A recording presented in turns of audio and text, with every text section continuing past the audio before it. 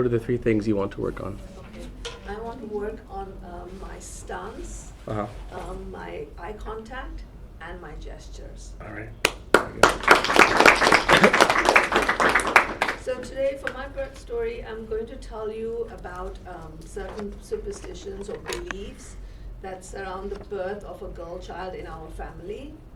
And the 3 points that I'm going to cover are: one, when a girl child is born, there's no like big celebratory announcements or distribution of gifts and sweets, things like that. 2, when the girl child is born, there's no horoscope drawn up, there's no naming ceremony, which would be customary in the case of the boy child in our family. And generally, in the Hindu system, you would have a horoscope drawn out, you'd have a naming ceremony. It's like a big celebration. It occurs on the 6th day. And then the 3rd one would be the fact that in our family, girl child, they wouldn't celebrate their birthdays. There's a belief there that if they celebrate their birthdays, something bad would happen untoward, or they would get sick. And even with the point on the naming ceremony, also there's beliefs like that behind it. So in the first place, celebratory announcements. Well, when I was born, there was no big announcements. There was no distribution of sweets or gifts or anything like that. Whereas when my brother was born, they to all the family and friends, they sent this nice cake with the little baby in a crib. It was shaped like that, and there was a bottle of champagne. But when I was born, there was absolutely nothing. It was just like, okay, yeah, a daughter's being born. I think that just runs in the system in India.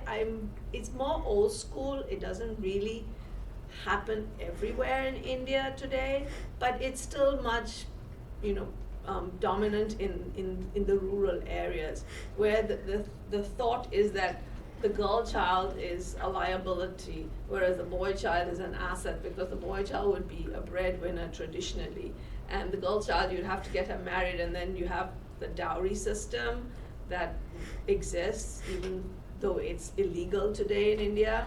It does exist, so people feel that it's like a burden. So generally, when a girl child is born, people would be a bit, concerned, if you want. Not that they don't, they love their daughters any less, but it's just that added responsibility and that worry that's probably sits on parents' minds, and they have to maybe save up more for the girl child.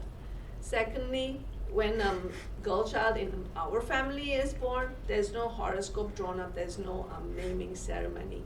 And they say that our ancestors and the elders, they observed that if they would have a horoscope drawn, then that child would die in a short while.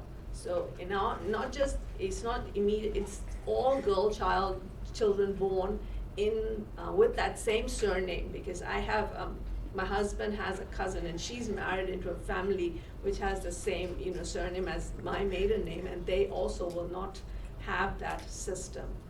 So I'm like, okay, well, how would that affect me? Well, my name was basically chosen by my dad's sister. She just chose whatever she felt like, and then they sent out the name to us, because I was born in West Africa. It's pretty far from India, so by telegram or phone call, whatever it was in that case, gave me my name. Also, horoscope wise, well, when I was getting married, and got married, arranged marriage. When I was getting married, then my to-be mother-in-law, she was asking for a horoscope, because she says, I need to match it with my son's horoscope to see that they match. They believe they want to see that the stars match and there's no clash. And I'm like, sorry, but we don't have a horoscope.